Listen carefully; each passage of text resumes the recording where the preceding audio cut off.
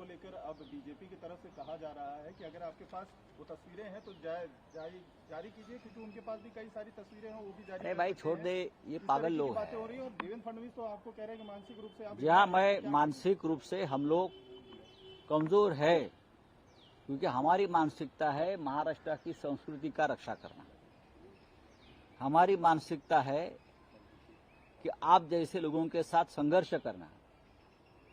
हमारी मानसिकता है आप जैसे देश के लुटारों के साथ लड़ाई करना और देश को बचाना। ये हमारी विकृति है, समझ लो।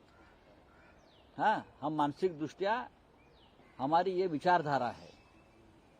देश में दंगे कराना, जात पात के आधार पर झगड़े लगाना, देश को लूटना, एक उद्योगपति को देश बेचना, ये हमारी मानसिकता नहीं है। जो अपने राजनीतिक विरोधी है उनके खिलाफ एजेंसी लगाना, उनके बच्चों के खिलाफ एजेंसी लगाना, ये विकृति आपकी है, हमारी नहीं है। अगर हम निकालने जाए ना तो देश छोड़कर चले जाएंगे, मुंह दिखाने लायक नहीं रहेंगे ये लोग। लेकिन हमारे पास वो संस्कार है जो बाला साहब ठाकरे जी ने हमें दिया है कि घर तक मत जाइए। लेकिन उनकी मानसिक कमजोरी ऐसी है कि अपने राजनीतिक विरोधियों के बच्चे बीबी घर तक पहुंचते हैं और अपनी राजनीति करते हैं एजेंसी को। आपकी तस्वीर जारी करने का मकसद क्या था सर? तस्वीर आप बताना क्या चाह रहे थे, दिखाना क्या चाह रहे थे? सवाल उस पर नहीं, ये भारतीय जुगाड़ पार्टी है। ये भारतीय जुगाड़ पार्टी है, गैम्बलिंग, ये गैम्बलिंग पार्टी है, भारतीय जुगाड़ पार्टी है। ये दुनिया को ज्ञान देते हैं, नैतिकता के पाठ पढ़ाते हैं हमको सबको। हाँ, विरोधियों के घर में एजेंसीज भेजते हैं नैतिकता के आधार पर। आप जैसी भ्रष्ट पार्टी देश में नहीं है। आप यहां एक करते हैं, बाहर जाकर दूसरी बात करते हो। आप डराते हो, धमकाते हो एजेंसी की ताकत के ऊपर। हिम्मत है तो सामने आइए। सर, कार्तिकी एकादशी पर डिप्टी सीएम हमेशा हर साल जाते रहे हैं विट्ठल की पूजा के लिए, लेकिन इस बार मराठा समाज जिस तरीके से आक्रोशित है, उन्होंने ही चेतावनी दे दी है कि दोनों डिप्टी सीएम से कोई भी आएगा तो उसका वो विरोध करेंगे। तो पूजा जो एक पद्धति है, परंपरा है सर, वो जो है खटाई में पड़ती हुई दिख रही है। आप क्या कहें? ये सरकार की कमजोरी है। अगर सरकार इस राज्य के जो प्रमुख भगवान है, कुलदेवत है, उनकी पूजा नहीं कर सकते तो उनकी ये कमजोरी है। बैठकर बात करनी चाहिए, जाना चाहिए, पूजा करनी चाहिए। आप हिंदुत्ववादी है ना, अपने आप को हिंदुत्ववादी मानते हो ना, तो आप हमारी राज्य की कुलदेवता को, आप कार्तिक एकादशी को पूजा के बिना कैसे छोड़ सकते हो? सर, जरांगी पाटिल एमएलए, ये एनसीपी का जो इलेक्शन कमीशन में मामला चल रहा है, कल ये कहा गया कि फॉल्स डॉक्यूमेंट सबमिट किए हैं अजीत पवार ग्रुप की तरफ से, तो उनके ऊपर क्रिमिनल कंप्लेंट हो सकती है, लेकिन इलेक्शन कमीशन नहीं कर रहा। इलेक्शन कमीशन कुछ नहीं करेगा, ना इलेक्शन कमीशन करेगा, ना राज्यपाल करेगा, ना विधानसभा के स्पीकर करेगा। मैंने पहले भी कहा है, ये भारतीय जनता पार्टी के आज जो दिल्ली में सत्ताधारी बैठे हैं उनके तोते हैं सब। इलेक्शन कमीशन, राज्यपाल, सभी को एक स्वाभिमान की जो रीढ़ की हड्डी चाहिए वो नहीं है। जब मैं ये आज के इलेक्शन कमीशन को देखता हूं तो मुझे शेषन साहब की याद आती है।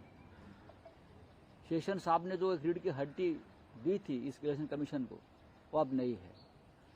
तो ये तो जब ऊपर से आदेश आएगा उस आदेश के मुताबिक इलेक्शन कमीशन काम करेगा।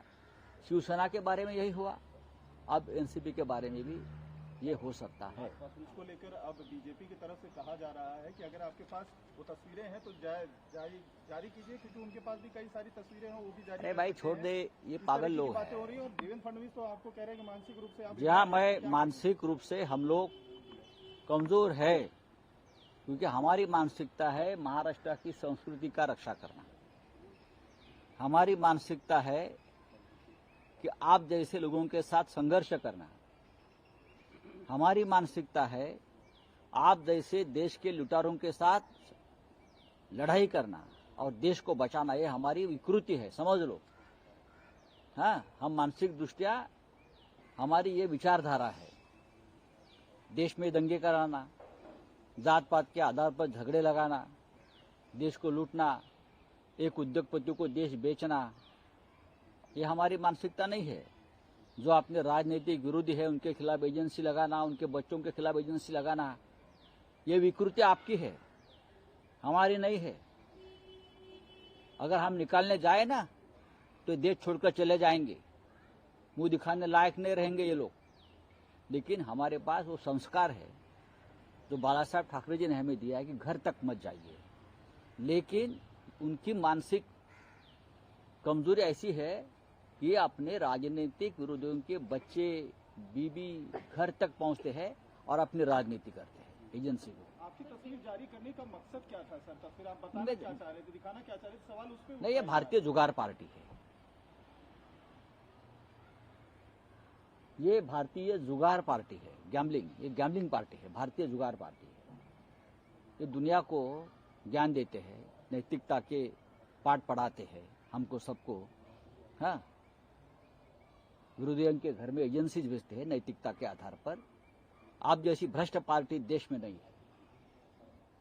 आप यहां एक करते हैं, बाहर जाकर दूसरी बात करते हो। आप डराते हो, धमकाते हो एजेंसी की ताकत के ऊपर। हिम्मत है तो सामने आइए। सर, कार्तिकी एकादशी पर डिप्टी सीएम हमेशा हर साल जाते रहे हैं विट्ठल की पूजा के लिए, लेकिन इस बार मराठा समाज जिस तरीके से आक्रोशित है, उन्होंने ही चेतावनी दे दी है कि दोनों डिप्टी सीएम से कोई भी आएगा तो उसका वो विरोध करेंगे। तो पूजा जो एक पद्धति है, परंपरा है सर, वो जो है खटाई में पड़ती हुई दिख रही है। आप क्या कहें? ये सरकार की कमजोरी है। अगर सरकार इस राज्य के जो प्रमुख भगवान है, कुलदेवत है, उनकी पूजा नहीं कर सकते तो उनकी ये कमजोरी है। बैठकर बात करनी चाहिए, जाना चाहिए, पूजा करनी चाहिए। आप हिंदुत्ववादी है ना, अपने आप को हिंदुत्ववादी मानते हो ना, तो आप हमारी राज्य की कुलदेवता को, आप कार्तिक एकादशी को पूजा के बिना कैसे छोड़ सकते हो? सर, जरांगी पाटिल एमएलए, ये एनसीपी का जो इलेक्शन कमीशन में मामला चल रहा है, कल ये कहा गया कि फॉल्स डॉक्यूमेंट सबमिट किए हैं अजीत पवार ग्रुप की तरफ से, तो उनके ऊपर क्रिमिनल कंप्लेंट हो सकती है, लेकिन इलेक्शन कमीशन नहीं कर रहा। इलेक्शन कमीशन कुछ नहीं करेगा, ना इलेक्शन कमीशन करेगा, ना राज्यपाल करेगा, ना विधानसभा के स्पीकर करेगा। मैंने पहले भी कहा है, ये भारतीय जनता पार्टी के आज जो दिल्ली में सत्ताधारी बैठे हैं उनके तोते हैं सब। इलेक्शन कमीशन, राज्यपाल, सभी को एक स्वाभिमान की जो रीढ़ की हड्डी चाहिए वो नहीं है। जब मैं ये आज के इलेक्शन कमीशन को देखता हूं तो मुझे शेषन साहब की याद आती है। शेषन साहब ने जो एक रीढ़ की हड्डी दी थी इस इलेक्शन कमीशन को, वो अब नहीं है। तो ये तो जब ऊपर से आदेश आएगा उस आदेश के मुताबिक ये इलेक्शन कमीशन काम करेगा। शिवसेना के बारे में यही हुआ, अब एनसीपी के बारे में भी ये हो सकता है।